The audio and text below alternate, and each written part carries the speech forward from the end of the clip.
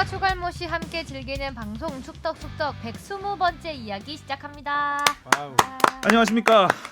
그런데 한국 축구는 안녕하지 못했습니다.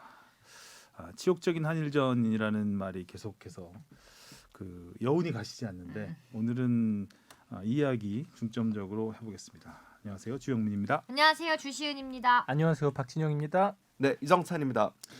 오늘은 이정찬 기자의 취재 일정으로 네. 하루 앞당겨서 녹음을 하게 됐습니다. 네.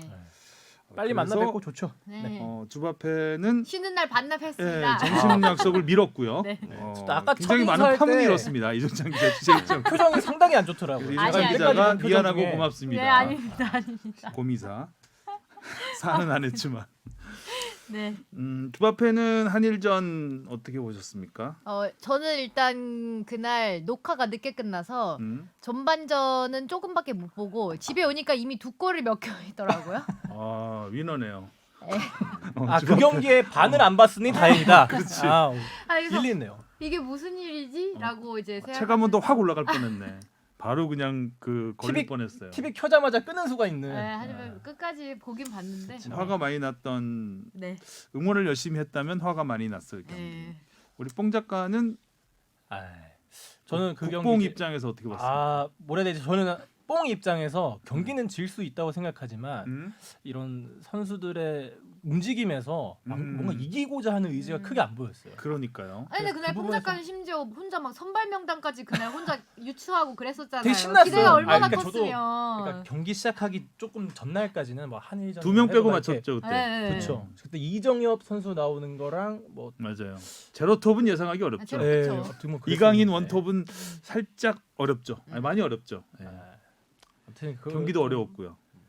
경기 선수들의 움직임에서 좀 아쉬움이 느껴졌다. 맞아, 좀 아쉬웠죠. 투지가 없었다. 투지마저 없었다. 근데 그 부분에서는 또 추후에 말씀드리겠지만 아마 또 벤투 감독님의 이런 뭔가 전 선수단을 이끄는 뭐 그러는 것도 한몫 하지 않았을까라는. 추후에 언제 들을지 모르겠지만 일단 무슨 말인지를 잘 모르겠어요. 그러니까 공작가 제 생각에 선수들이 추후에 하겠대잖아요. 투지가 없는 것도 그러니까 없어 보이는 것도. 근데 뭐 그 선수들이 벤투 열심히 감독의- 뛰지 않았다고 보는데 그건 이제 벤투 감독님이 평소에 던졌던 이 선수단을 꾸리는 메시지에서 됐다고 생각을 하거든요. 그러니까 아마 선수들이 생각하기엔 속 나눠지면 내가 여기서 열심히 뛰어도 난 이- 대표팀에 나중에 안 뽑히지 보는 않을 거라고? 것이다.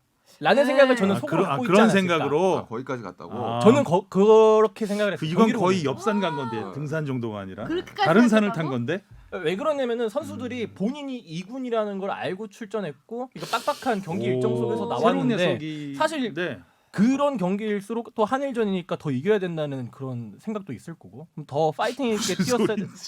한일전은 의미가 남다르잖아요. 아무튼 그래서 더 파이팅 있게 뛰었어야 되는데 안 뛰었다. 뭔가 선수들을 보면 그냥 살이고 그냥 오늘 한 경기 잘 넘기자 이런 이미지를 많이 받았었거든요. 아마 뭐 그렇게 화가 많이 생각- 났었던 것 같네요. 네, 그렇게 생각하세요 그냥. 과한 해석이지 해봐요. 않나. 그러니까 결과적으로 여러 가지 해석이 가능한 사실 한일전이긴 해요. 그래서 오늘 뭐 이야기를 좀 해보죠. 뭐. 네. 하긴 이해가 안 되는 부분이 너무 많죠. 많았기 때문에 이런 한일전을 본 적이 있었나라는 생각도 들었고 네. 그러니까 오죽했으면 뽕 작가가 저렇게까지 해석을 좀 과한 해석인 것 굉장히 같긴 한데. 극단적인 해석이긴 한데 그래도 국가대표로 뽑혀서 네. 한일전이라는 큰 대회를 그렇죠. 뛰면 내가 어차피 대표팀 안 될 텐데라는 마음으로 뛰진 안 않을 하겠죠. 텐데. 안죠 당연히. 알겠습니다. 이 추후에 그냥 듣지 말 걸 괜히 들어서 시간 그러니까. 좀. 통으로 드러내 주세요. 오프닝 이해가 한 안 2분 정도 날라가고 이해가 안 돼가지고 물어봤는데 괜한 걸 물어봤다라는 생각이. 빨리 댓글 읽을까요? 일단 뽕 작가 생각은 확실히 알았으니까. 산 이정찬 기자는 저는 한 줄 평하자면은 실패를 준비했던 한일전이다. 이렇게 이렇게 데뷔되게 되면 할 뽕 거냐고. 작가는 실패를 준비했다. 뽕 실패를 작가는 뭐가 되냐고 그러면. 이렇게 데뷔되면 어떡해. 쟤랑 데뷔가 되기는 것도 싫어. 저도 아수라장이다. 그렇습니다. 역대급 오프닝이네요. 그러니까요. 이렇게 데뷔되면서 아 하니까 저도 또 이렇게 한 줄 평 좀 멋있게 준비해 올 걸. 뭐 안 돼. 넌 글렀어. 실패를 글로 쓰라고. 나는, 난 발로 차겠습니다. 너무 웃기네. 오늘은 그래서 네. 많은 댓글들이 달렸는데 네, 달렸는데. 뭐 한일전 댓글들은 뒷부분에 우리가 모아서 네. 우리 뽕 작가가 나름 그래도 알맹이는 구성을 잘했어요 오늘. 시작이 좀 이상해서 그렇지.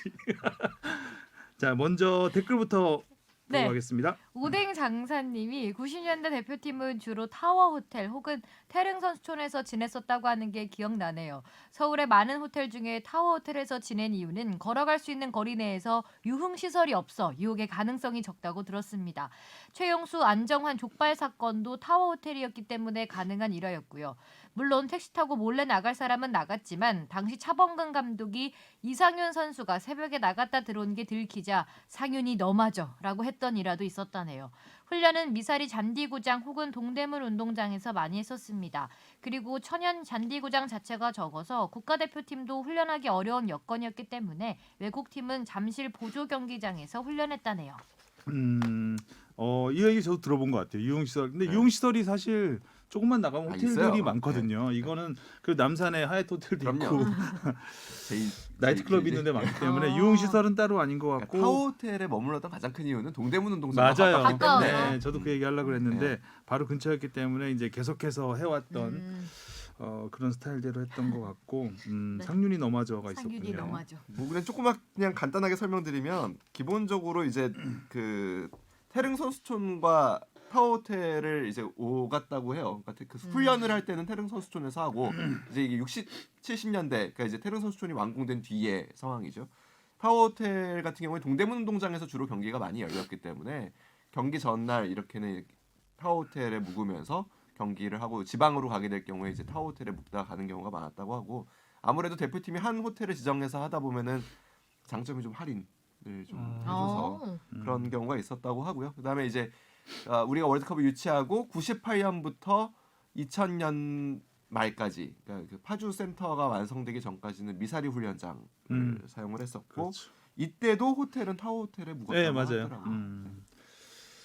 그렇습니다. 자 그리고요. 코다끼나 발루님이 야, 조금 전에 이거 이종찬 기자가 네. 꽃가루 알러지 나온다면서 그러니까요. 코가 봄 코가 때문에. 막힌다 그랬는데 코다끼나 코다키나 발루님. 발루님이 보내주셨습니다. 재밌는 닉네임이네요. 잠잘 때 출퇴근할 때 빠짐없이 듣던 축덕숙덕 코로나로 K리그도 쉬더라고 해서 작년엔 거의 안 들었어요. 더욱이 주시은 아나운서님 주말 뉴스 진행하시는 거 보고 아 이제 축덕숙덕에선 주말회를 볼 수가 없겠구나 생각했더랬죠. 혹시나 해서 이번 주 다시 찾았더니 여전히 5분이 건재하심에 반갑고 또 놀랐습니다. 진행자는 이렇게 꾸준하신데 꾸준한 청취자가 되지 못한 걸 반성하게 됩니다. 5분의 유쾌하고 똑똑하고 훈훈한 방송 정말 값진 콘텐츠입니다. 맥 빠진 한일전 K리그 슈퍼매치 관련 이번 에피소드 진짜 재밌게 들었어요. 축구가 없어지는 그날까지 계속 들었으면 좋겠네요. 감사합니다. 고맙습니다. 고맙습니다. 와. 코타키나 예전에 그 코타키나발루라고 이제 네. 관광지가 있는데 네. 코딱지나발루라고 했잖아요. 제가. 코닦기나발루. 네. 이제 다시- 발루는 잘 안 닦이죠, 코가? 그럼요. 안 닦이죠. 꾸준히 들어주세요. 네. 로지 향기님 4글자 남겨주셨어요. 축구협회. 점점점. 점점점. 많은 내용을 담고 있는 한 줄 평도 아니고 한 단어 평이었습니다. 네, 축구협회. 꼼짝과 다 대비되고 있어요. 저 이따 한 줄 평 준비하겠습니다. 제가. 됐어요. 아니야, 늦었어, 아니야. 늦었어. 써놨거든요 여기. 하지마. 빨간 아까 그만해. 주바페가 얘기했잖아. 글렀다고. 그만해. 이따 한번 조심. 해봐 이따 해봐. 네네. 해봐. 해보죠. 뭘 하나 보겠어. 네. 다음 댓글입니다. 아이먼 아니머스님이 가위바위보도 지지 말라고 하는 한일전에서 스코어도 지고 경기 내용도 지고 매너도 지고 완벽한 3박자가 어우러진 퍼펙트한 대참사네요. 이 짧은 그 글에 네. 굉장히 긴 댓글을 달아주셨는데 네. 예. 샤방가이님이 대댓글을 달아주셨어요. 저는 이번 한일전 결과가 오히려 한국 축구 발전에 큰 도움이 될 거라고 봅니다. 축협과 벤투 감독, 선수들에 대한 비판은 논외로 하고 이젠 일본 국대팀을 분석할 때 피지컬이 약하다는 등 아기자기한 패스 위주의 축구를 한다는 등의 2000년대 일본 축구 스타일은 이제 얘기하지 말았으면 합니다. 그건 40, 50대 아재들의 기억일 뿐이고요. 요즘 젊은 세대들은 솔직히 냉정하게 평가하더라고요. 지난 2018 러시아 월드컵 때 일본은 16강 진출했었고 우리는 무기력하게 본선에서 탈락했습니다. 독일전 한 경기 이긴 후에 그 전에 결점들은 그냥 묻고 갔었죠. 일본은 면밀하게 분석해서 월드컵 대표팀, 올림픽 대표팀을 자기들만의 플랜대로 만들고 있고요. 여기에 아이먼 아니머스님이 또 대댓글을 달아주셨습니다. A매치에서 일본에 한 번 졌다고 한국 축구의 발전에 큰 도움이 되면 오히려 그 자체가 한국 축구 구조가 이상한 것이므로 문제가 있는 거고요. 그리고 일본이 못한다고 한 적 없습니다. 일본 잘하는 거 알고요. 또 일본 실력 인정합니다. 그러나 16강간 일본이 아니라 매번 월드컵 우승 후보인 브라질, 스페인, 독일 이런 나라 상대에도 우리가 할 거 다 해보고 지는 것과 달리 아무것도 못 해보고 무기력하게 지면 축구 팬들로부터 비판받습니다. 이번 일본전은 내용, 결과, 매너, 투지, 전술 뭐 하나 보여준 게 있었나요? 일본은 패스만 잘하고 피지컬 약하던 예전의 일본이 아니며 저번 월드컵에선 우리도 못 간 16강 들어간 강팀이다. 이렇게 정신 승리하는 것보단 우리 팀의 어떤 전술이 문제였고 선수들의 움직임이 어떠했으며 경기 준비는 어땠나라는 자기 비판과 성찰이 훨씬 더 아까 님이 제일 첫 문장에 말씀하신 한국 축구 발전엔 도움이 더 될 겁니다. 라고 더 길게 쓰셨는데 요약해서 예, 지금. 요약해서 네. 읽었습니다. 결국 두 분이 말씀하시는 게 의미는 비슷해요. 네. 예, 방향은 똑같은데 조금 표현에 있어서 40, 50대 아재들의 기억일 뿐이고 약간 뭐 이런 부분에서 욱은 아니고 조금 오해하신 네. 것 같습니다. 뭐 한일전에 대한 의견이니까 네. 저희가 길어도 한번 읽어드렸고요. 질문이 들어와 있군요. 네, 오랜만이네요. 네, 무엇이든 물어보세요. 다비드리님, 우리 정기원 해주시는 다비드리님이에요. 안녕하세요. 요즘 듣기만 하고 참여를 잘 못했네요. 돌아오는 방송에선 참 할 말이 많겠네요. 대참사라니. 한 가지 궁금한 건 A매치 예고를 하면서 친선 경기이기에 VAR은 없다라고 강조하는 기사가 몇 개 있던데 친선 경기에서 VAR이 있는 경우가 있긴 한가요? 역시 돈인가? 월드컵 예선에서도 이제는 가능한지 살짝 궁금해지네요. 최종 예선 때 해주나? 참 뭔가 마음이 착잡하네요. 라고. 마음은 착잡하죠. 한일전은 확실히 좀 여운이 좀 다른 것 같아요. 네. 그냥 아무리 뭐 2군이 안 나왔든 뭐 어떻게 됐든 뭐 1군이 못 나왔든 네. 간에 그냥 좀 착잡한 마음은 저도 여전히 있고 그래도 물어보신 걸 대답을 해야겠죠. 그러니까 VAR 같은 경우에는 친선전 같은 경우에는 승패가 혹은 오심이 끼치는 피해가 그렇게 크지 않기 때문에 사실 VAR을 운영하고 있지는 않다고 합니다. 근데 여러 가지 제약이 있어요. VAR을 하려면 일단은 해당 국가의 리그가 자국 리그가 VAR을 시행하고 있어야 합니다. 그리고 해당 경기장이 VAR 승인을 받은 경기장이어야 합니다. 이 경기장에서는 VAR이 가능하다라는 이제 승인을 받은 경기장이어야 합니다. 그래서 대표적으로 뭐 우리가 싱가포르를 간다. 그럼 싱가포르 리그 같은 경우 VAR을 아직 안 시행하고 있거든요. 그런 데서는 VAR을 사실 섣불리 도입하기가 어렵습니다. 장비, 뭐 심판 수급의 문제도 물론 있지만요. 그리고 뭐 지금 뭐 말씀드린 대로 장비나 심판 수급의 문제도 있습니다. VAR 전문 VAR 그러니까 비디오 어시스턴트 레프리만 VAR실에 들어갈 수가 있거든요. 그러니까 그런 부분에서는 또 주심과의 소통도 중요한 부분이고 결국에는 또 비용적인 부분도 중요해서 이번 한일전에서는 아무튼 VAR은 하지 않았습니다. 일본은 VAR을 하죠. 하죠. 그리고 또 하나 물어보신 게 월드컵 예선에서는 하느냐고 물어보셨는데 월드컵 예선은 하게 되겠죠. 이번에 그 유럽 예선에서 하지 않아서 네. 호날두의 골이 네, 뭐 취소가 취소했죠. 됐죠. 그래서 주장원장 또 패대기 호날두가 치고. 주장원장 패대기 패대기 치고 네. 승질머리고 네. 뭐 그런 일이 있었는데 아시아에서는 사실 비디오 판독이 있긴 해요. 도입된 지가 얼마 안 되기 때문에 그건 이제 그 UEFA나 AFC나 결정할 사안이죠. 그렇죠. 네, 결정하면 그 나라에서 말씀하신 대로 VAR 시스템이 돼 있으면 할 수 있는 것이고 지난번 아시안컵도 8강부터인가 했잖아요. 그렇죠. 네. 그때도 그렇죠. 비슷한 맞아요. 질문이 들어와서 설명을 해서 드렸던 기억이 나는데 일단은 VAR 아시아 AFC에 VAR로 등록돼 있으신 분들이 그렇게 많지 않고요. 그리고 또 주심과의 소통 문제라는 것도 생각을 해봐야 되고요. 그래서 그런 제약들이 좀 비용 아직 문제도 있습니다. 없진 않겠죠. 있죠. 예. 예. 자 이슈 포커스로 들어가 보겠습니다. 네. 우리 홍 작가가 제목을 축덕 청취자 댓글과 함께하는 그렇죠. 논란의 한일 리뷰. 네. 오, 나름 중간중간 댓글을 잘 넣어놨어요. 일단 뭐 요코하마 굴욕 아주 점잖게 표현을 해주셨네요. 네, 뭐 참사라고도 쓰기도 하고 막 그러는데. 뭐 여러 가지 극단적인 표현들이 많긴 한데 굴욕이죠. 예. 네, 일단 뭐 스코어도 10년 그렇고. 만에 역대 최다 점수 차패 3대0 삿포로 참사는 뭐 한 단어가 됐잖아요. 네. 그렇죠. 네. 삿포로 참사 이후 처음인데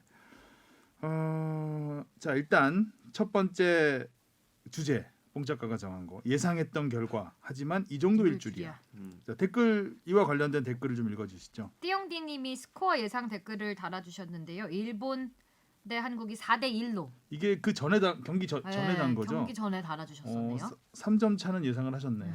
되게 다 그런 세골차 승부를 많이 예상했던 것 같아요. 일본이 세 골을 뭐 혹은 먼저 넣는다라든지. 무슨 근거로 했을까요? 질 삐리 거라는 건 그랬던 거겠죠, 뭐. 생각했던 거죠. 음. 네. 장진석 씨, 한일전 예상했던 결과라 놀랍지도 않네요. 일단 스쿼드부터 차이가 나는데 이긴다는 게 무리였다고 봐야죠. 그래도 한 골이라도 못 넣은 건 아쉽네요. 저도 보면서 한 골만 3대 0으로 지는 것과 3대 1로 지는 건 다르다. 제발 한 골은 넣었으면 좋겠다 이랬는데 못 넣더라고요. 저도 그랬지만 아마 대부분 보는 사람들이 시청하는 입장에서 막 그렇게 이길 거라는 기대는 안 했을 것 같아요. 여러 가지 악재가 많았잖아요. 이게 선수들 뭐 모이는 것도 이게 훈련 시간도 너무 짧았고, 그리고 일본 홈인 부분도 있었고요. 스쿼드 차이도 있었고. 근데 질 거는 예상했는데 진짜 이렇게 저는 제가 이때까지 뭐 축구 특히 대한민국 그 축구 경기를 보면서 이렇게 아무것도 못 해보고 진 적이 있었나 싶을 정도로 무기력했다. 그런 부분에서 더 좀 실망이 컸던 것 같아요. 네. 사실 골을 넣을 수가 없는 그 전술이었죠. 거의. 저 하고 뭐 거의 뭐 전술이 경기 지금 진행된 어느 걸 수준에는 보면 반 네. 코트에 가까운 경기에 더 가까웠습니다. 유효 슈팅이 10대 1 한 개. 그것도 마지막 후반 한 30분 넘어서 이동준 선수의 네. 전혀 날카롭지 않은 골키퍼가 잡은 네. 슈팅이 있었고 일단 전술적으로 한번 분석을 좀 해보죠. 저는 일단은 구성에 문제가 있었죠. 그래서 제가 아까 말씀드린 대로 실패를 준비했다라는 부분이 이런 부분이라고 생각하는데 일단은 선수들을 구성하는 데부터 문제가 좀 많았고요. 일단은 그 다음에 그 구성 문제가 돼 있는 그러니까 많지 않은 인력 풀에서 베스트 11이 과연 이게 최선이었나라는 생각이 굉장히 많이 들어요. 사실은 홍철, 김영권, 박지수, 김태환 이 포백이 나왔는데 문제가 많을 수밖에 없었던 포백이에요. 그리고 아까 뭐 박진영 작가 한일전 뭐 질 거라고는 예상을 했다라고 얘기하는데 저는 질 거라는 예상을 쉽게 하진 않았어요. 그래도 한일전이고. 저도 그랬어요. 네, 그리고 우리 선수들의 능력이 그렇게 뭐 아무리 저쪽이 유럽파가 9명이고 8명이고 간에 하더라도 축구라는 경기가 그리고 또 한일전이라는 경기가 전력만으로 그 결정되지는 않습니다. 그래서 사실은 근데 이 포백의 구성은 굉장히 저는 의외였어요. 그렇죠. 일단은 홍철 선수가 그 복귀한 지가 얼마 안 되고요. 대표팀에 뽑히는 것도 좀 의아한 그러니까 그 소속팀 감독이었던 홍명보 주력이 감독도 너무 떨어지더라고요. 홍철 네. 선수가. 경기 감각도 네. 많이 떨어져 있고. 김영권 선수도 마찬가지예요. 거의 이악 물고 김영권 뛰던데. 선수는 한 경기도 못 뛴 걸로 알고 있는데. 김영권 네. 선수는 사실상 이번 시즌 종식 경기예요. 경기를 이 네. 한일전이라고 봐야 될 거예요. 그러니까 선수의 상황을 전혀 고려하지 않은 네. 발탁이었다고 봐야 되겠죠. 그리고 박지수 선수도 마찬가지예요. 박지수 선수 뭐 지난 방송에서도 얘기가 나왔었지만 그 축구는 전 개인적으로 전술보다 더 중요한 게 정서라고 생각하거든요. 그러니까 굉장히 이모셔널한 경기예요. 그러니까 그 경기장에 들어설 때 어떤 마음, 어떤 심리 상태로 들어가느냐 굉장히 중요한데 선수들은 당연히 그 전에 있었던 안 좋은 기억들은 끊고 경기장에 들어가려고 노력. 최선을 다합니다. 네. 근데 하지만 그게 영향을 안 주는 선수는 드물어요. 그렇죠. 기성용 네. 선수가 최근에 그 굉장히 반대되는 예를 보여주고 있기는 하지만 사실은 그 자기가 갖고 있는 최근의 환경과 분위기를 갖고 경기장에 들어가게 되거든요. 그거를 끊고 싶어 하지만 박지수 선수는 최근 계속. 3경기에서 PK를 계속 내줬던 선수거든요. 거기서 한일전에서 사실상 선발 데뷔전을 치르는 대표로서 그러니까 이런 구성은 감독으로서는 뭐 최선이라고 생각했을 수 물론 있겠지만 굉장히 잘못된 구성이다라는 생각이 들어요. 특히 센터백은 처음 조합을 맞춰보는 선수 조합. 그 첫 번째 골, 두 번째 골이 저는 다 결과적으로는 이 라인 요 부분에서 발생된 문제라고 그렇죠. 생각하거든요. 그러니까 공격이 안 된 거는 그 수비가 안 되면 공격도 안 됩니다. 그리고 공격이 안 되면 또 수비가 안 되는 것도 맞고요. 그러니까 축구라는 경기는 공격과 수비를 정해놓고 하는 게 아니기 때문에 그렇죠. 공격수가 수비를 해야 되니까 네. 수비가 안 되면. 그런 점에서는 사실 이 라인업이 저는 상당히 의외였고 조금 이해할 수 없다. 않을까라는 생각이 듭니다. 그 위정찬 기자가 예상했던 라인업이 있나요? 전 사실 김영권 선수는 들어올 거라고 예상을 했지만 음. 박지수 선수는 좀 의외였고요. 아, 저도 그래서 홍철 선수도 네, 의외였지만 홍철 선수도 의외이긴 했어요. 그럼 그 자리가 대안이 누구죠? 뭐 윤종규 선수가 한번 나와서 봐도 그렇게 나쁘지는 않지 않았을까? 음. 뭐라는 생각도 좀 들고, 그러니까 그 어차피 그러니까 사실 우리 한국 축구가 벤투호가 최근에 어려움을 겪고 있는 경기들을 보면 대부분 다 측면 수비수에서 발생되는 문제들이 많습니다. 여기서 빌드업이 안 나가니까 빌드업을 강조를 하는데 후방 빌드업, 그러니까 뒤에서부터 공격을 전개하는 거를 자꾸 강조를 하는데 이 양쪽 되니까. 측면이 지금 굉장히 약해요 다. 음. 왼쪽은 좀 노화됐고 오른쪽은 거칠고. 예. 그러니까 오른쪽은 이용 선수가 결국에 지금 없는 상황에서 오른쪽은 사실 어떻게 보면은 차두리 선수 은퇴하고 그리고 송종국 선수 이후로 그렇게 뚜렷한 오른쪽 측면 수비수가 지금 계속 안 나오고 있어요 한국 축구에. 왼쪽도 이런- 뭐 이영표 선수에 대한 향수가 좀 짙기도 하죠. 네. 그렇죠. 그래도 왼쪽에서는 그나마 그래도 뭐 김진수 선수 자원들이 계속 나오기는 하는데 왼발을 잘 쓰는 선수들도 그리고 기본적으로 공격 능력도 좀 있고 근데 이 부분은 개인적으로 굉장히 좀 의아한 네. 아쉬운 저도 제일 처음에 그 선발 라인업을 예상했었을 때 틀렸던 게 요 수비 포팩 중에 두 자리였어요. 이제 왼쪽은 저는 박주호 선수가 뭐 요 근래 좀 그래도 수원에서 좋은 모습 보여주고 있으니까 좀 나오지 않을까 생각을 했었고 저는 박지수 선수 대신에 원두재 선수가 내려서서 또 벤투 그렇게 한번 감독님 쓴 적이 체제에서는 있었죠. 네, 센터백으로 많이 나왔으니까 또 그렇게 나오지 않을까 했는데 요렇게 나왔고 또 이거 이외에 제일 의외였던 게 이강인 선수가 맨 앞에서 제로톱 전술로 섰었던 거. 결과론적으로는 되게 큰 실패였죠. 아무런 뭐 볼 배급이 가지 않으니까. 그렇죠. 이강인 선수는 그냥 헛심만 썼죠. 네. 아마 고립돼서. 그 이강인 선수가 최전방에서 가장 좋은 모습을 보여줬던 게 저는 그 U20 월드컵 특히 뭐 한일전 그때 또 떠오르는 게 있어요. 그때 특히 오세훈 선수라는 또 지켜줄 수 있는 공격수가 있었기 때문에 둘이 이제 투톱에서 이제 유기적인 모습을 보여주면서 그런 역습 축구를 잘 해줬었는데 최전방에 쓴다고 해도 약간 섀도우적인 그쵸. 역할이죠. 예, 예. 이강인 선수가 진짜 뭐 선수 입장에서 되게 억울할 것 같아요. 그러니까 나는 대표팀 가서 좋은 모습 보여주고 싶을 비행기를 텐데 몇 시간 타고 왔는데 되게 45분 뛰고 잘하고 싶을 거 아니에요. 근데 자기가 보여주고 싶은 플레이는 아무것도 못 보여주는 자리에 가서 45분 동안 헛심만 쓰다가 교체됐죠. 교체되는. 저는 그래서 후반에 교체가 되더라도 그러니까 이강인 선수 대신에 다른 선수를 교체해서 이강인 선수를 밑으로 내리지 않을까도 생각을 했었거든요. 근데 이렇게까지 그냥 전방에만 박아놓다가 끝나버리니까 너무 허무하더라고요. 빌드업이 제대로 되려면 미드필드가 굉장히 좋아. 유기적으로 움직여야 되는데 보면 수비 쪽에서 공 돌리다가 미드필드가 생략된 공 전개가 되게 많았거든요. 롱볼로 나오면서 부정확한 네, 일본의 압박도 좋았고요. 아주 예상을 못했던 것 같아요. 그러니까 저는 진짜 벤투 감독이 이번에는 일본이 굉장히 세게 나왔죠. 패라고 생각하는데 미드필드에서 벤투 감독은 이강인을 원톱으로 썼을 때의 생각은 제가 유추를 해보면 이런 걸 거예요. 우리가 경기를 지배한다고 생각을 한 것 같아요. 일단 우리가 빌드업을 빌드업을 하면서 우리가 공을 소유를 하는 시간이 더 길 것이고 이강인 선수가 최전방에 선 이유는 상대가 이제 이강인 선수를 향해서 최전방에서 수비들이 이강인 선수를 압박을 해오면 이강인 선수는 탈압박 능력이 좋은 좋으니까. 선수니까 최전방에서 그 압박을 풀어내면 상대 수비 사이에 이제 공간이 생길 거고 요 자리를 남태희 선수나 요런 윙어들이 발빠른, 파고들면 그래서 그러니까 제로톱이라는 이야기도 그렇게 해서 나온 거라 생각해요. 근데 공을 잡아야 압박을 하지. 그러니까 거기에서 문제예요. 소유를 못 공을 하는데? 잡아야 압박을 하죠. 그러니까 그러니까 선우가 약간 뭐 그 다 애매모호한 부분은 있지만 기본적으로 이 포백이 공을 소유를 못했어요. 그 공이 소유가 안 되고 공이 앞으로 나가지를 못하니까 결국에 뻥 차게 되죠. 그렇죠. 그런 공은 이강인 선수한테 전달도 안 안 되고, 되고. 소유도 안 돼요. 이강인 선수가 피지컬이 좋은 선수도 아니고, 아니고 뭐 스피드가 빠른 빠른 선수도 선수도 아니잖아요. 아니고 그런데 미드필드가 생략된 빌드업을 한다는 그렇죠. 건 그건 말이 말이 안 안 되는 되는 거잖아요. 거죠. 그러니까- 골을 넣을 수가 없는 전술이었다는 거죠. 어떻게 보면. 그러니까 애초에 생각이 잘못된 거죠. 그러니까 애초에 생각은 이 라인업으로 우리가 공을 더 많이 소유하고 그 점유율을 지키는 상황에서 이제 우리가 중원에서 공을 갖고 있다 이강인 선수한테 공이 투입되면 그 압박을 이강인 선수가 풀고 네. 그 빗자리를 이제 이선 뒷공간 공격수들이 침투를. 맞춘다라는 건데 그런 장면은 단 한 번도 나오지 않았죠. 근데 좀 약간 벤투 감독한테 실망적인 부분은 뭐 항상 결과 보고 욕한다고 할 수도 있겠지만 안 되면 뭔가 좀 변화를 주고 해야 되는데 그런 부분에 있어서 전혀 해결 능력이 없었다.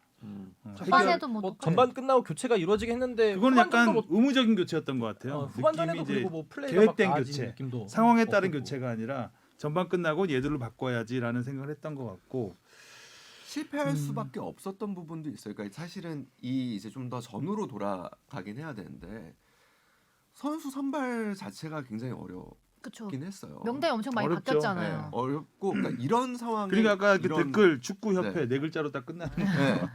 이런 상황에서 이런 소집은 그러니까 전례와 비교하기가 굉장히 어렵기는 사실해요. 그렇죠. 그러니까 기본적으로 축구협회의 이제 소집은 어떤 식으로 이루어지냐면 기본적으로는 맨더토리예요. 그러니까 A 매치 기간이 되면 우리가 공문을 보내면 무조건 의무차지. 온다라고 생각을 해야 되는데 이번에는 공문을 보낸다고 무조건 오는 게 아니에요. 그러니까 얘네는 올 수 있는지 없는지를 파악하는데 일단은 시간이 시간이 굉장히 많이 걸렸고 기본적으로 대표팀 감독은 이러이러한 구성들을 생각하면서 얘가 빠지면은 이 자리에는 누구를 해야지 그리고 그 이미 23명을 짤 때 베스트 라인업도 어느 정도는 생각하고 이 선수가 문제가 있을 때는 2안, 선수. 3안 이런 거를 다 계산을 하면서 사실 뽑는 건데 네. 그런 것 부분에서 철저하게 실패가 됐어요. 그러니까 일단은 2주 전에 공문을 나갔을 때조차 어떤 선수가 해외파에서 어떤 선수가 들어오고 어떤 선수가 못 들어올지를 몰랐고 그리고 이제 일각에서 잘못 좀 보도가 된 부분이 있는데 국내 선수한테 하루 전에 통보가 됐다 이거는 사실은 아니고요. 일주 전에 통보가 되긴 했어요. 일주 전에 통보가 됐는데 이 과정에서 벤투 감독이 아무튼 소통에 좀 소홀했던 건 사실이에요. 그러니까 울산 선수를 이렇게 많이 뽑고 전북 선수는 안 뽑는 이런 과정 속에서 갔다 오면 자가격리도 있는 상황에서 사실 리그에 대한 배려도 굉장히 많이 부족하긴 했었고 일본으로 가기 전부터 안 좋은 기사들이 계속 나오기 시작하거든요. 이게 축구협회로서는 통제할 수 없는 지경이 이미 가 있었기 때문에 이건 사실 잘 경기를 치르고 오기는 상당히 어려웠던 상황이라고 생각합니다. 자 이쯤에서 다음 댓글로 네. 가보죠. 다음 댓글. 그냥 선수가 못한 못한 것이다. 거다? 어. 저 라인업에 어려움은 있었으나 아무튼 댓글로 네, 음. 친절한 혜민님이 보내주셨는데요. 축협 벤투 감독에 대한 분노보다 주축이었던 K리그 국내 선수들의 진짜 실력을 확인하는 것에 중점을 둬야 해요. 축협 벤투 감독 비난하면 뭐 하나요? 근본적인 선수들의 실력이 일본보다 한 수 아래인 걸 인정해야죠. 안타깝네요. 이런 평가를 받게 돼서. 그러니까 또 K리그를 사랑하는 입장에서는 솔직히 이번 한일전에서 본인의 진가를 못 보여줬다고 생각을 하거든요. 본인의 플레이보다 뭐 한 절반에 미치지 못하는 실력을 보여줬다 생각하는데 그런 부분에서 뭔가 오히려 선수들에게 제 기량 못 보여준 게 이런 벤투 감독님의 뭔가 이런 전술적인 문제도 있지 않았을까라는 생각도 있고요. 뽕 작가 말 많아지는 걸 보니까 다음 댓글로 가보죠. 네. 자 실력도 매너도 졌다. 이동준, 김태환 비매너 논란. 친절한 혜미님이 또 남겨주셨는데 어제 열린 한일전에서 울산 현대 소속인 이동준 선수가 상대 수비수 도미아스 다케이로 선수를 가격했습니다. 울산 팬이지만 정말 부끄럽고 도미아스 선수에게 정말 미안하네요. 누가 봐도 고의적으로 팔꿈치 가격한 거 맞습니다. 이동준 선수는 평소에도 경기가 좀 안 풀리면 저렇게 비매너 플레이를 가끔 하는데 반드시 고쳐야 합니다. 실력이 없어서 경기에 지는 건 어쩔 수 없지만 매너 없는 플레이는 절대 안 됩니다. 그렇죠. 좀 근데 안 좋았습니다 보기. 이게 선을 지키기가 굉장히 어렵습니다. 근데 또 여기서 막 그냥 뭐 너무 또 매너 있게 하다가 또 지면은 한일 그러니까 축구라는 경기가 몸싸움이 있는 스포츠고 때로는 거칠게 부닥쳐야 되는데 너무 뭐 몸을 몸살인다. 살렸다고 욕을 먹기도 하고. 그러니까 좀 상황을 보고 해석을 해야 되는 부분이 있죠. 이런 거친 플레이들은. 근데 이런 상황이 우리가 굉장히 안 풀리는 과정에서 그렇죠. 공을 빼앗기고 나온다. 그러면은 좀 매너가 더 없이 없어 보이는 보이니까. 거죠. 그렇죠. 예. 뭔가 공을 따내기 위해서 달라붙어서 거칠게 하는 것과 그렇죠. 일단 공은 사라졌는데 떠나갔는데 이제 그 이후에 하는 이렇게 신경질적인 반응 이런 것들은 좀 보긴 안 좋았던 것 같습니다. 개인적으로는 한일전 하면 그 우리 박지성 선수가 한일전에서 보여줬던 플레이가 사실 굉장히 많은 팬들에게 아직도 남아 있잖아요. 네. 사이타마에서 물론 골을 넣고 산책 세레머니를 한 장면도 남아 있지만 중앙선에서 공을 뺏긴 다음에 굉장히 전력 질주를 해서 다시 태클로 뺏어나는 장면이 있어요. 아 그렇죠. 그게 한일전에서 우리 선수들이 가장 보여줘야 할 한일전은 이것이다. 네. 저도 그걸 기대했거든요. 맞아요. 막 네. 뭔가 되게 투지 있게 몸을 싸운다던가 던지고. 그런 느낌이 없고 너무 루즈하다고 해야 되나? 그래서 좀 많이 실망했죠. 맞습니다. 여기에 또 의외로 일장기 파문이 또 아, 있었잖아요. 예. 이것도 뭐 얘기를 해보면 사실 그러니까 우리뿐만 아니라 유럽이라든가 이런 나라에서는 뭐 10년 이상 전부터 이런 뭐라고 해야 될까요? 관례까지는 아니겠지만 뭔가 기념하는 이런 그 큰 경기? 일반적인 뭐 그런 시스템이 있었어요. 그러니까 상대 팀과 친선 경기를 경기. 기념하기 위해서 양국 국기를 붙이고 밑에 이제 뭐 날짜 쓰고 네. 하면서 이제 음. 그 스페셜한 유니폼을 만드는 거죠. 그 경기를 위해서. 음. 그리고 이제 물론 경기가 끝난 다음에 그 유니폼을 이제 또 마케팅 차원에서 팔기도 하고 뭐 이런 그런 것들을 많이 해왔었는데 이번에 일장기는 굉장히 눈에 거슬렸죠.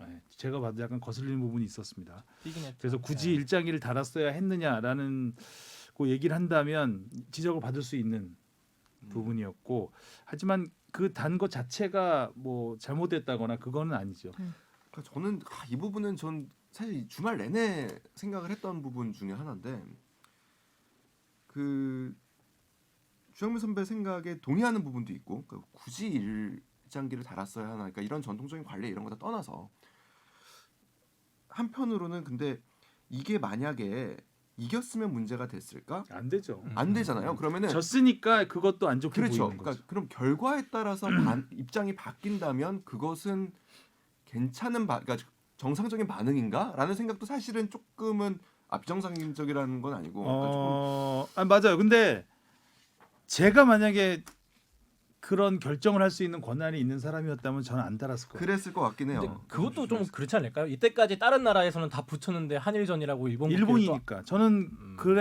그런 게 맞다고 생각을 해요. 그러니까 이런 것도 예상을 이런 그 후폭풍도 예상을 어느 정도 했어야 되지 않나라는 생각은 합니다. 그러니까 기본적으로는 그 팩트는 전달을 드리자면 그러니까 뭐 이미 많이 나오긴 했지만 그 친선전이기 때문에 솔직히 더 의미를 부여해서 다는 경우가 있는 겁니다. 최근 트렌드는 왜냐하면 단 두 나라만 인볼브된 경기라는 거죠. 그리고 그 사료적인 가치를 생각하기도 하고 그래서 뭐 이렇게 최근에는 그래서 유니폼을 디자인할 때 애초에 그 공간을 염두에 두고 디자인을 하기도 합니다. 근데 그런 거와는 별개로 많은 분들이 진짜 아직은 한국과 일본이 과연 그렇게 스포츠 경기에서 프렌들리할 수 있는가? 근데 일장기가 갖는 의미를 좀 그러니까요. 생각을 해봐야 네, 돼요. 네. 왜냐하면 일제 시대 그 36년 치하에서 우리나라 사람들은 한국 사람이 일본 국기를 달아야 됐어요. 그리고 뛰는 그 완전 한이 맺힌 그런 36년의 역사가 있는 있는데 송기정 선수가 베를린 올림픽에 일본 국기를 달고 뛰었잖아요. 그리고 금메달을 땄을 때 그때 동아일보 사진 기자가 이걸 지웠죠. 네. 일장기를. 그런 역사가 있기 때문에 일장기가 갖는 의미는 달라요. 그래서 그거는. 그게 참 어려운 문제인 것 같다라는 생각이 들어요. 그래서 우리가 우길기에 네. 그렇게 그렇죠. 네. 예, 굉장히 기분 상해하는 게 다 이유가 있는 거죠. 그런 부분도 근데 또 생각은 들어요. 그러니까 철저하게 그 선배의 생각에 동의하면서도 기존에 계속 해왔는데 갑자기 한일전이니까 안 달았다라는 것도 뭔가 그거는 메시지를 던지는 거기. 근데 기존에 달아왔던 거를 잘 몰라요. 근데 아마 좀 사람들이- 위치가 저도 바뀌지 솔직히 이번에 네. 일장기가 도드라져서 네. 저렇게 다는구나. 뭐 달 수 있지라고는 생각을 했어요. 근데 끝나고 이제 문제가 됐을 때 뭐 이런 거 가지고 했지만 이렇게 볼 수 있겠구나. 일장기가 갖는 의미, 한국 사람한테 일장기가 갖는 의미는 굉장히 다른 국기와는 다르죠. 개인적으로 그런 생각도 들어요. 예전에 한국과 일본이 한창 라이벌리가 부각됐던 게 사실 90년대 그 전까지는 한국이 일방적으로 사실 좀 한동안 이기는 그게 있었고 그렇죠. 90년대에 일본이 이제 막 미우라 등을 해서 엄청난 이제 투자를 했죠. 투자로 브라질 유학을 보내고 이러면서 라이벌리가 막 그 부각이 되기 시작하거든요. 그리고 우리가 실제로 최종 예선에서 지기도 하고 이게 그런 경우에서 그리고 동시에 울트라 니폰과 붉은 악마가 이제 비슷한 시기에 이제 같이 올라옵니다. 그러면서 97년 당시에 우리 최종 예선에서 맞붙게 되죠. 그러면서 우리는 원정 가서 이기고 우리 홈에 와서는 지게 되는데 그때 사실 팬들 사이에서 유니폼을 바꿔 입기도 했었어요. 근데 저 기억이 나는 게 제가 그때 붉은 악마였는데 그래서 유니폼을 바꿔서 제가 이제 일본 유니폼을 입고 지하철을 탔는데 할머니한테 굉장히 큰 혼을 난 적이 있어. 너는 한국말을 하는데 네가 지금 일본 유니폼 입고 일장기를 있구나. 단 유니폼을 지금 입고 있는 거냐라고 해가지고 굉장히 충격적이었어요. 사실 그냥 그런 의미는 사실 아니었는데 그래서 그게 아직은 우리 사회에 많은 상처를 갖고 있는 분들이 많다라는 걸 생각하면 배려를 분명히 하고 기억을 또 할 필요도 있지 않나. 그건 아직은이 아니라 일본이 사과하고 그 역사 왜곡을 하지 않는 그 순간까지 저는 이 의미는 계속 간다고 가죠. 봐요. 오늘도 제가 편집회의 들어갔는데 그 오늘 일본 고등학교 교과서에. 역사 교과서가 네. 나와요. 거기에 이제 독도. 거기서 항상 빠지지 않는 게 독도는 일본 땅. 네. 근데 이번에 거기에 위안부 문제가 들어가느냐 안 들어가느냐라 그 전에 안 넣었다고 해요. 그 뭐 교과서 여러 가지가 있긴 한데 근데 위안부 문제를 또 거기서는 들어간다면 당연히 왜곡을 하겠죠. 교과서에 독도는 일본 땅이라고 땅이라고 하는 쓰는데. 사람들이 그리고 얼마 전에 뭐 저희 뉴스에서 보도하기도 했지만 꼭 이게 별 문제가 아닐 수도 있는 거지만 일본 성화가 네. 시마네 현의 오키섬을 지나갑니다. 근데 오키섬이 뭐냐면 일본 오키섬에 가면 다케시마 박물관이 있어요. 역사관이 있어요. 네. 거기에는 다케시마가 독도잖아요. 독도는 일본 땅이라고 하는 독도는 오키섬에 속해 있다라고 하는 그런 역사관이에요. 완전히 역사가 왜곡된 장소죠. 거기 일본 가죠. 제일 위쪽에 있는 독도에서 그렇게 멀지 않은 곳에 있는데 거기를 굳이 성화가 네, 갑니다. 가요. 성하고 음. 갑니다. 물론 일본 입장에서는 그거 우리나라 땅이야, 일본 땅이야. 우리가 왜 못 가? 당연히 갈 수 있습니다. 거기 간다는 자체가 뭐 독도 그 역사를 왜곡한다 하고 동일시될 수는 없지만 다분히 그 속내는 우리가 볼 수 드러나죠. 있는 네. 부분이 있잖아요. 그런 것 때문에 우리는 피해를 굉장히 많이 본 그 민족이기 때문에 그런 거에 민감할 수밖에 없고 그래서 좀 일장기라든가 이런 부분에 있어서는 저는 조심했어야 된다. 제가 너무 역사 공부를 많이 했나? 여하튼 그렇게 생각을 합니다. 그래서 이게 논란이 될 수도 있구나라는 생각을 했습니다. 어떻게 생각해, 뽕 작가는? 나이는 잘 알 수 없지만 젊은 척하는 뽕 작가는? 저는 뭐 애초에 최근 들어서 넣기 시작했으니까 오히려 한일전이라고 일장기를 빼는 건 그것도 오히려 이상하게 해석될 수도 있을 것 같고 그렇게 생각을 하면은 만약에 양국 관계가 조금 안 좋다 생각하면 그 나라가 국기는 빼야 하는 것인가? 만약에 혹은 뭐 중국이랑 사이가 안 좋아졌다, 북한이랑 사이가 더 틀어졌다 했을 때 그럼 그때 또 빼면 그것도 모양새가 이상해진다고 그러니까 생각을 이게 하거든요. 젊은 세대라서 이게 생각이 다른 거예요. 네. 중국과 뭐 다른 나라하고는 다르다는 그렇죠. 거를 일본의 의미는 또 다르긴 좀 더 하죠. 좀 네. 공부를 좀 하셔야 될 것 같아요. 근데 저는 또 뭐 스포츠와 정치는 또 분리돼야 된다는 분리돼야죠. 시각이 있으니까. 분리돼야죠. 그래서 저도 봤을 때 저 기념하기 위해서 달았구나라고 해서 별게 없었는데 지나고 보니 일본은 안 달았잖아요. 그렇죠. 일본은. 근데 일본은 원래 달기 시작했던 국가가 아니니까 이제 다른 나라랑 붙었을 때 유니폼에. 그건 모르죠. 아니 모르겠어요. 그거는 근데 그런 흐름은 있긴 있어요. 그러니까 음. 우리는 최근 경기에서 좀 계속 달라오던 추세이긴 했었고 음. 일본은 사실 그런 뭐 흐름은 유지하지 않고 있었던 부분은 있어서 뭐 박지영 작가 얘기도 맞는 것 같아요. 그러니까 뭐 저도 좀 이 판결 부분은 내려주시는 건가요? 네?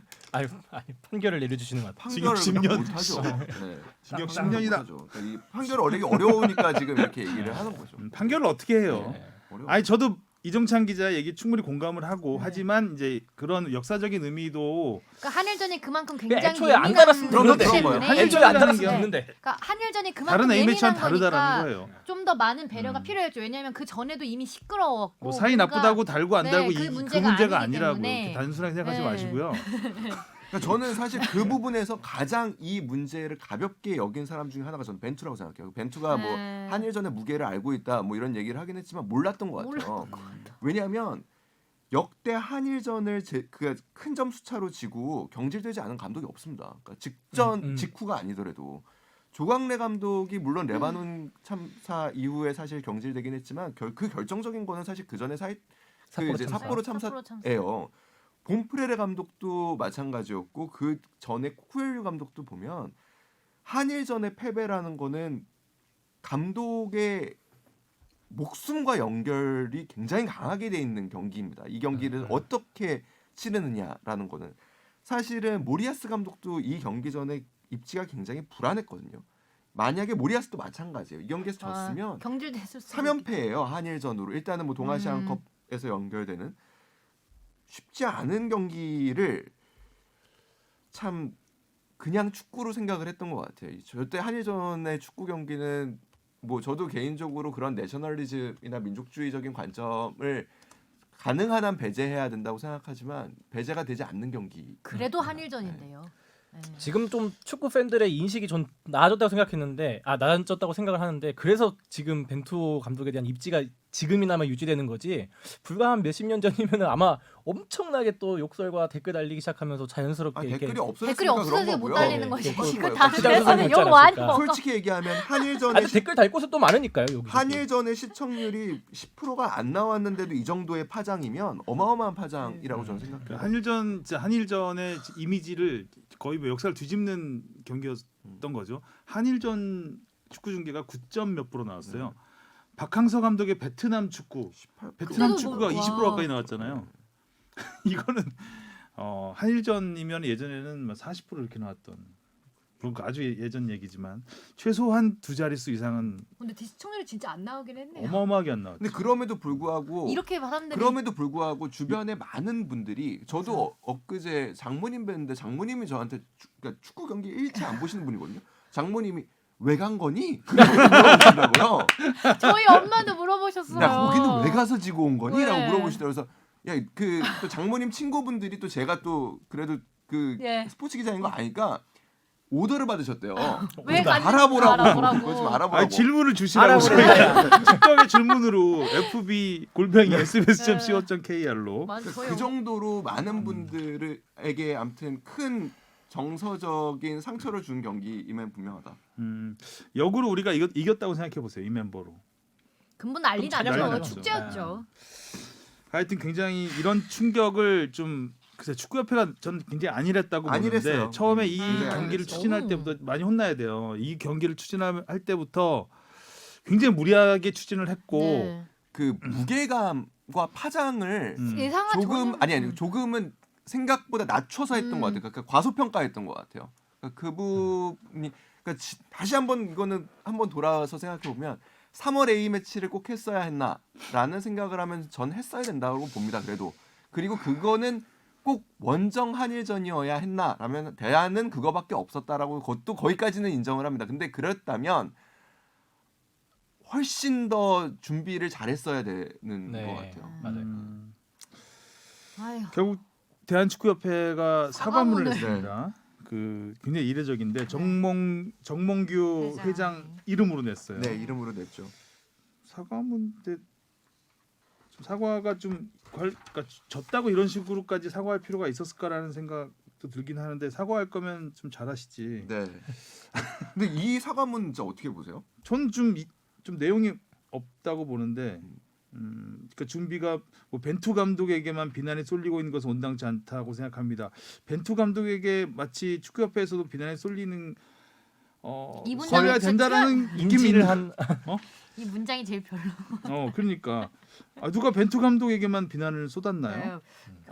네, 굉장히 그렇지 않았- 이거부터 약간 판단을 네. 잘못하고 있다는 생각이 좀 들고 지원을 완벽하게 지원하지 못한 축구협회의 책임이 더 큽니다. 어떤 지원이 잘못됐는지 좀 더 구체적으로 하면서 반성을 그렇죠. 했었으면 좋았겠다라는 생각이 들고 그리고 바로 이것을 거울 삼아 더 적극적으로 지원하겠습니다. 그럼 지금까지는 소극적으로 지원했다는 얘기인데 그렇죠. 약간 좀 이 문장 구성이라든가 이 진정성에 있어서 살짝 저는 아쉬움이 좀 있었습니다. 약간 그냥 이런 거 내가 하나하나 왔다. 보면 그 축구 팬들이 욕한 부분들에 대해서 그냥 한 문장 이렇게 아폴로는 이렇게 할게 약간 이런 느낌이 약간 강해요. 정치적인 레토릭 같은 느낌이 살짝 네. 들었어요. 저는. 앞으로는 더 이상 한일전 패배했다 그리고 뭐 뭐라 얘기하지 마지막에 마. 뭐 네. 국민 여러분께 뭐 새롭게 달라진 대표팀 국회의원들이 하는 말 아닌가요? 이런 네. 거는 국회의원 선거할 때 새롭게 현장의 달라진 목소리에 더 귀 기울인다. 기쁨과 희망을 주는 대표팀이 될 수 있도록 만전을 이거는 그 말씀하신 게 맞는 것 같아요. 저는 첫 번째로는 일단은 그 우리가 왜 이 경기를 할 수밖에 없었는지를 설명하는데 앞부분을 할애하고 있고요. 구체적으로 무엇이 잘못되어 있는지가 설명이 되지 않고 있습니다. 그리고 우리가 지금 계속 얘기하고 있지만 우리가 분노하는 포인트들은 단지 경기력에 국한돼 있지 않아요. 경기력도 물론 최악이었지만 그로 인한 여러 가지들에 다 지금 화가 많이 났죠. 화가 나 있는 건데 그런 부분에 대한 어떤 구체적인 그러니까 협회가 사과문을 냈어요. 이례적이죠. 그렇죠. 또 친선 그럼- 경기인데. 네, 그러면은 무엇을 잘못했는지를 구체적으로 써야죠. 우리가 이러이러한 부분이 잘못됐고, 그럼요. 예. 반성하는 그 느낌이 들어야죠. 이걸 네. 보면 아 그래 잘해라 앞으로 이런 느낌이 들어야 되는데 이게 뭐야? 근데 문제의 원인을 정확히 파악해서 이제 6월부터 벤투 잘한다는데 감독과 영원히 함께하겠다. 짝짝꿍하게 비단을 받으면서 영원히 벤투 감독 함께하겠다는 한번 건 감싸주면서. 아니니까. 그러니까 솔직히 얘기하면 이 그 사과문은 여론을 조금이라도 잠재워 보고 싶다. 이거 외에는 네, 답이 맞아요. 축구협회가 사과문을 냈다. 이 음. 끝 여기까지. 요 좀 말이 아쉬워요. 어떻게 기사에 들어가게 하고 싶었던 것 같아요. 그거 이외에는 내용이 없잖아요. 아 근데 너무 오늘 이렇게 성토만 하고 있긴 하지만 사실 다 이해해 주실 겁니다. 이때 아니면 언제 하겠습니까? 조금 문제가 있고 뭐 여러 기사 몇몇 기사를 나기도 했지만 축구협회가 뭐 애자일 시스템, 애질 시스템이라고 해서 이렇게 좀 그때 이벤트에 대응할 수 있는 프로젝트 팀으로 이렇게 조직을 바꿨어요. 그리고 그 부분에 있어서 이렇게 전담 팀이 없다 보니까 그때 팀을 꾸리다 보니까 소통이 잘 되지 않았고 그래서 이번에 여러 가지로 이런 미스가 있었다라는 기사가 있었어요. 그때 팀을 꾸릴 거면 더 열심히. 근데 사실 그 소통하고. 애자일 조직이라는 게 뭐 최근 많은 조직에서 시도하고 있는 거예요. 왜냐하면 전담팀을 두다 보면 방만해지고 그 다음에 태만해지는 부분이 있잖아요. 안일해지고 그래서 굉장히 다이나믹한 조직을 만들기 위해서 그 필요한 요원들을 뽑아다가 프로젝트 TF를 만들고 뭐 이런 식으로 대응하는 건데 좀 국가대표에게는 좀 뭔가 좀 전담 지원을 할 필요가 있지 않을까라는 그런 지적이 있는 기사였는데 저는 공감을 조금 했습니다. 자, 그 다음에 벤투 감독의 사실상 마지막 시험대라는 뽕 작가의 네. 소제목 댓글이요? 허연 곰탱이님이 남겨주셨는데요. 이번 경기가 쉽지 않을 것을 짐작은 했지만 솔직히 너무 충격이었습니다. 이제 6월에는 월드컵 2차 예선이 펼쳐지는데 벤투 감독의 운명은 여기서 판가름 나겠죠. 그런데 솔직히 마음에 드는 감독은 아니지만 월드컵 본선 진출에 성공한다면 과정이 어땠든 본선까지는 밀어줘야 한다고 생각합니다. 성적도 중요하지만 감독의 중도 경질이 반복되면 좋은 감독이 오고 싶어도 꺼려질 테니 계약은 꼭 지켜졌으면 합니다. 네, 그랬으면 좋겠습니다 정말. 어떤 나라도 근데 이런 네. 계약을 꼭 지키면서 진행하지는 않습니다. 그러니까 그 경기력에 문제가 있으면 경질할 수 있는 거고요. 저는 근데 뭐 늘 그러니까 궁금하고 의심이 드는 부분은 있어요. 이 후방 빌드업이라는 게 월드컵 본선에서 우리가 할 수 있는 것인가라는 부분은 없죠. 꾸준히 듭니다. 뭐 일단 축구협회가 야심차게 그 임기를 거의 보장한다고 약속 비슷하게 하면서 데리고 왔기 때문에 쉽게 내쳐질까요? 아니 저도 개인적으로 계속 갈 것 같긴 합니다. 그러니까 저도 개인적으로 벤투 감독이 잘해서 그러니까 이 4년간의 어떠한 그 긴 안목에서 계획을 짜고 그래서 월드컵까지 가서 잘하는 모습을 너무나 보고 싶어요. 그래서 저도요. 섣부르게 경질론을 이야기하고 싶지 않지만 3년이라는 시간이 흘렀잖아요. 2018년, 19년, 20년, 아, 벌써 21년 그러네요. 지금 횟수로는 네. 4년째인데 내년이면 월드컵이죠 벌써. 네. 보여줄 우리가 게 과연 없긴 하죠. 월드컵에서 그리고 내년에 어떤 선수들이 중앙 수비 그리고 측면 수비에 그를 구성을 하게 될지는 모르겠지만 분명히 월드컵이 처음인 선수들이 가능성이 굉장히 높습니다. 이 김민재 선수가 들어온다고 해도 김민재 선수는 월드컵 처음이에요. 처음이죠. 그렇죠. 그러니까 이런 상황에서 이런 구성으로 그 월드컵이 주는 중압감 이런 거를 극복하고 상대의 강한 압박을 탈압박하면서 빌드업을 할 수 있을까? 이게 저는 점점 회의가 좀 들어요, 솔직히. 저는 그래서 이 6월에 있는 월드컵 2차 예선에서 그런 빌드업 축구나 그러니까 벤투 감독이 뚜렷하게 보여주고자 하는 축구가 잘 안 드러난다면은 저는 3차 예선, 그러니까 최종 예선까지 가더라도 저는 경질할 수 있다고 봅니다. 그리고 워낙 지금 이때까지 빌드업 축구를 처음부터 얘기해서 몇 년 왔는데 물론 코로나 시국 때문에 저희가 평가전 똑바로 치르지 못한 것도 있지만 저는 그게 아직 완성이라고 말하기도 민망하고 뭐 50%못 미쳤다 생각을 해요. 그래서 저는 이 경기를 한번 보고 좀 어느 정도 한번 생각해 봄직하지 않나. 저는 그리고 월드컵이 당장 내년이기 때문에 또 누군가에겐 마지막 월드컵이 될 수 있잖아요. 그리고 뭐 손흥민 선수 같은 또 우리가 또 기대하고 있는 선수가 뛰는 마지막 월드컵이기 때문에 그 경기에 그 대회 진짜 4년에 한 번 오는 대회는 진짜 잘 준비해서 우리의 온당한 모습을 좀 보여줘야 되지 않을까. 그러니까 저는 그래서 이 한일전을 너무 쉽게 생각했다는 거예요. 이 3월의 한일전이라는 거를. 그러니까 이 경기의 이 패배의 이 정서가 3개월을 간다니까요. 축구 대표팀은. 다음번에 그쵸. 모였을 때 선수들은 물론 밝은 모습으로 으쌰으쌰하면서 모이겠지만 근데 얼마나 그 기억이 남아 있는 상태로 가는 거예요. 그러니까 새로 들어오는 선수도 부담이에요. 이 그쵸. 분위기를 반전을 해야 되기 때문에 물론 아주 분위기가 반전이 가능성이 있는 거는 일단 4경기가 코로나 상황 때문에 다 우리나라에서 그래서 치르게 있다는 거. 됐고 뭐 경기가 연전이 이루어진다는 거는 어떻게 보면 강팀한테는 좀 유리한 조건이긴 하죠. 우리가 강팀이라고 스쿼드가 봤을 또 때. 두터우니까. 자 어쨌든 이제 뭐 한일전은 잊어야죠. 네. 뭐 안 잊혀져도 잊어야죠. 지난 거니까. 그리고 뭐 지금 뭐 경지를 얘기할 때는 아닌 것 같고 뭐 경지를 할 수 없는 건 아니죠. 당연히 상황 그 경기를 봐야 되겠죠. 근데 뭐 사실 이제 지난 뭐 1년 동안 코로나 시국도 있었고 사실 이 한일전 한 경기로 벤투의 능력을 평가하기는 조금 네. 너무 좁다.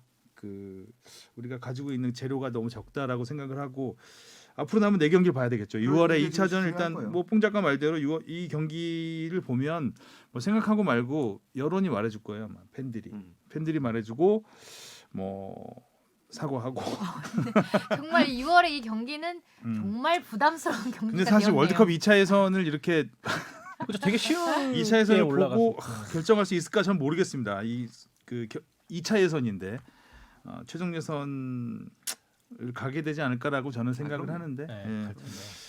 아무튼 뭐 투르크메니스탄, 스리랑카, 북한이 올지 않을지 모르겠어요. 네. 오늘 또 북한이 요즘 계속 막말을 쏟아내고 있기 때문에 바빠요. 미사일도 쏘고. 뭐 바빠요.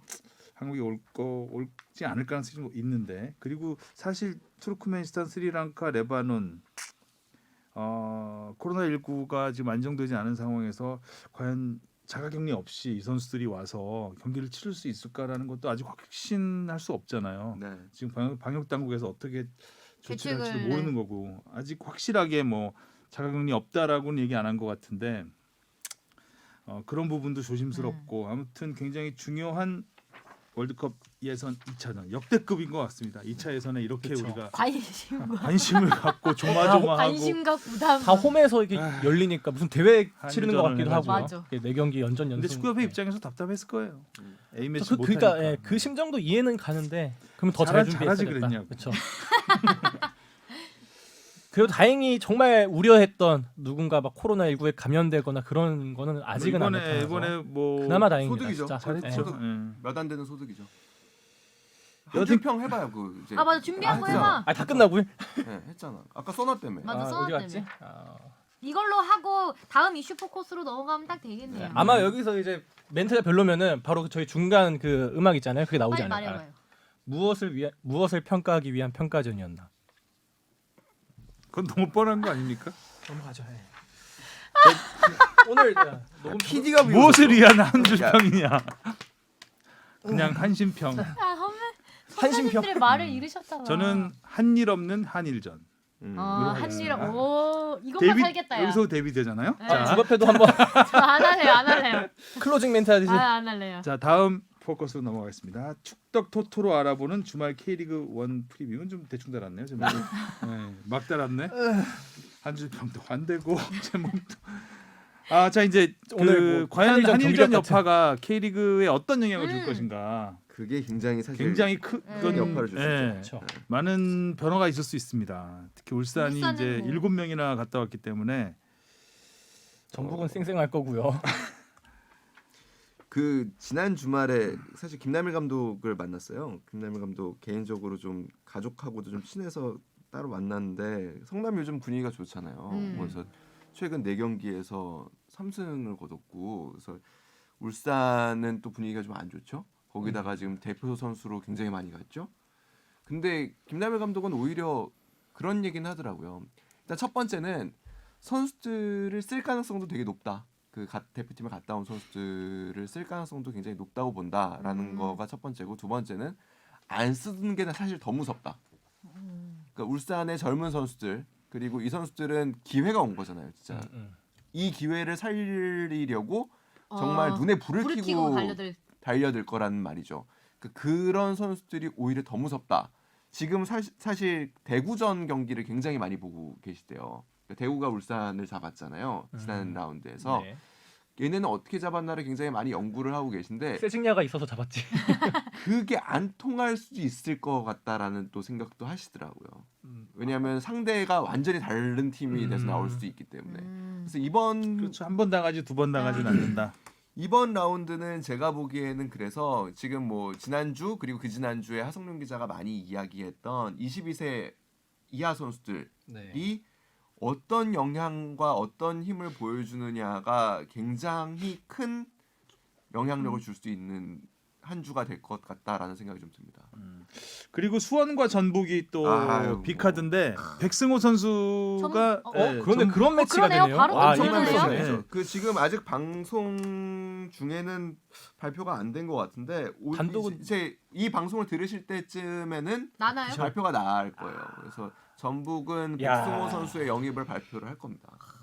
흥미진진한 그 경기가 10싸움은 되겠네. 어떻게 되는 거죠? 와, 법정 또 싸움으로 수원홈이야, 가는 건가요? 수원홈. 와, 법정 싸움으로 대박이다. 가겠죠? 법정 싸움으로 근데 간다고 일단 얘기는 할 것 같아요. 수원. 그러니까 저는 이렇게 예측을 하는데 수원은 법정 싸움으로 간다라고 분명히 이야기를 하겠지만 실제로 할지 안 할지는 좀 더 봐야 됩니다. 좀 위약금을 너무 세게 불렀죠. 네, 수원 삼성이 14억. 14억.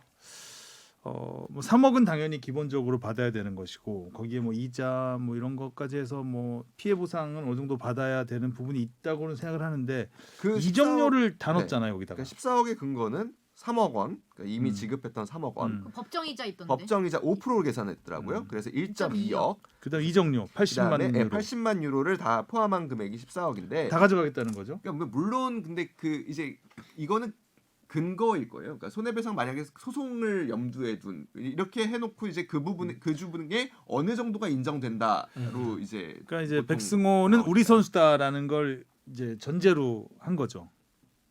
그러니까 권리가 있다. 네. 그래서 그 이적료는 우리가 가져가야 된다라는 음. 이제 주장인 거죠.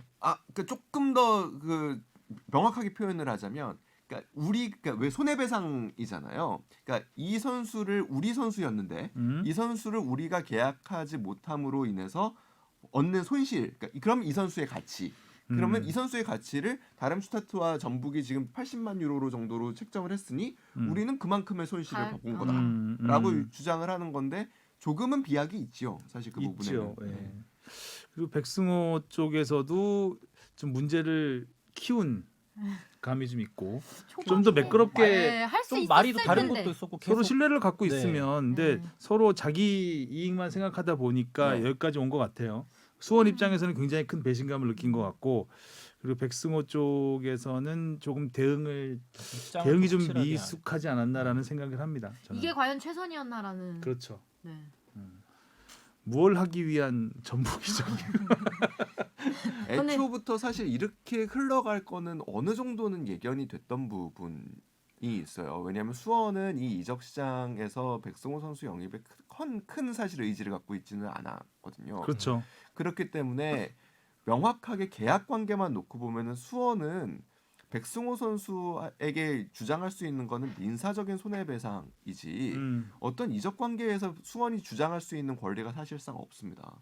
그러니까 이제는 피파가 그 이제 브라질 선수 유소년 선수들에 관한 그 서드 파티, 그러니까 얘가 어렸을 때 나는 너를 얼만큼 키웠으니까 나중에 네가 이적하게 되면 너의 권리는 내가 30%를 가져. 이거를 피파가 이제 인정하지 않습니다. 그렇기 때문에 백승호 선수가 아무리 뭐 돌아올 때는 뭐 수원과 우선 계약을 하고 우선 협상을 한다라는 계약이 있더라도 그거는 수원과 백승호 선수만의 그 민사적인 관계지 이 선수의 권리는 전적으로 다름슈타트가 다름슈타트. 갖고 있는 거고 이 다름슈타트와 영입할 의사가 있는 두 구단 간의 합의가 되면 이 이적은 이루어지는 겁니다. 절대 문제가 될 일이 없습니다. 아무 문제 없죠. 전북으로 가는 그렇죠. 거는. 네. 그러니까 수원과 백승호 사이에 이제 도의적인 도의적인 문제. 부분이 있는 거죠. 네. 그러니까 이 마음이 선수가 상했죠. 어렸을 때 바르셀로나라는 좋은 클럽에서 훈련을 할 수 있게끔 경제적으로 그리고 또 그러니까 물심양면으로 정말 그 도와준 지원해주고. 부분에 대한 이제 부분을 어떻게 보상을 받으려고 할 것인가 그리고 그 부분을 손해를 어떻게 입증할 것인가라는 부분이 조금 어려운 부분일 거예요. 그리고 그 이제 수원이 이제 계속 강하게 대응을 하려고 하는 부분은 수원은 명분은 일단 이렇게 만들고 있죠. 그러니까 이런 식의 이적이 되면 유소년 보호가 되지 않으면 구단은 유소년에 투자를 하고 육성을 할 근거가 없다라고 이렇게 주장을 하게 되겠죠. 그렇죠. 뭐 이전부터 뭐 여러 차례 스타 플레이어드 선수들이 이런 그 구단의 소속 해외로 나갔을 때 나갔다가 돌아올 때 어디 소속이냐를 놓고 많은 논쟁이 있었는데 또 다시 이제 백승호 선수가 근데 지금까지 보면 돌아온 선수들은 다 잘했던 것 같아요. 그렇게 해서 다른 팀 가 선수들은 뭐 서정원 선수도 그랬고 박주영 선수도 이를 그랬고, 악물고. 예, 뭐 백승호 선수도 약물고 해야죠. 예, 뭐 선수 저는 전북이 그래도 어린 선수를 이렇게 놔두면 안 된다고 해서 뭐 대승적인 차원에서 했다고 하는데 좋은 팀에 갔고요. 백승호 선수 입장에서는 네. 개인적으로는 시련을 이겨내야 되겠죠. 네, 잘 적응하고 좋은 모습 보여줘요. 수원하고 할 때는 굉장히 힘들겠죠. 결국 또 선수들은 항상 경기력으로 경기 증명하는 실력으로 거니까. 증명해야 되니까. 근데 어떻게 공교롭게 정말 수원 전북이네요. 주말 바로 경기가 다음에 또 걸개가 몇 개 달려 있을지. 많이 달리겠네. 그리고 뽕 작가가 오는 주말 라운드 젊은 젊은 피를 피를 주목하라 하고 아니, 딱 한 경기 젊은 피는 하나도- 여기에만 있나요? 왜 오늘따라 이렇게 다 그 고지고대로 다 읽으시는 서울대 거죠? 강원. 서울대 강원.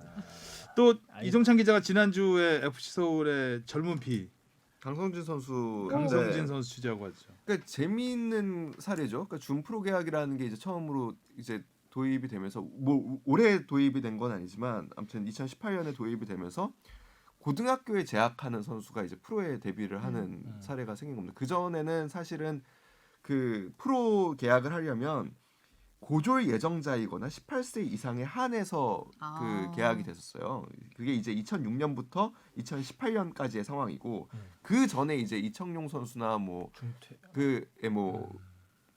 또 누가 있었죠? 그 고명진 선수 뭐 이런 선수들은 고등학교에 진학하지 않았죠. 않고서 이제 프로에 왔던 경우죠.